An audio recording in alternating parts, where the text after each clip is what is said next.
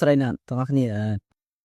ដល់គេឃើញខ្ញុំចុច F4Y នេះវាអត់ load ឲ្យអត់ដោយសារតែអាហ្នឹង key ហ្នឹងมัน key ហ្នឹងវា error អីអញ្ចឹង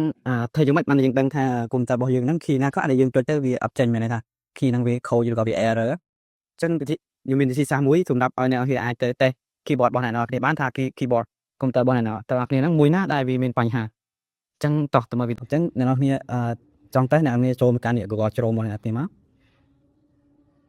បន្ទាប់មកអ្នកនរគ្នាវាយពាក្យថា keyboard test វាយមក K E Y នេះ keyboard test T E S T ចឹងមកបន្ទាប់មកអ្នកនរគ្នាចុច enter មកនេះ enter របស់យើងនោះ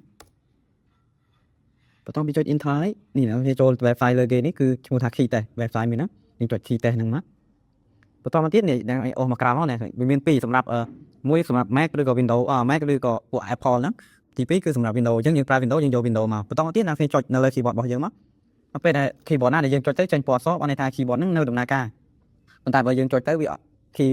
ឧទាហរណ៍លេខ2អញ្ចឹងចុចទៅវាអត់ចេញពណ៌អក្សរនោះទេបើន័យថា key មួយហ្នឹងគឺវាអត់ដំណើរការទេអញ្ចឹងអ្នកនរគ្នាអាចសាកនៅផ្ទះបានអរគុណជម្រាបលាជួបគ្នានៅក្នុងវីដេអូបន្ទាប់ហើយកុំភ្លេច share វីដេអូមួយនេះដើម្បីចាញ់បីឲ្យជាយើងបានមើលទាំងអស់គ្នាផងអរគុណ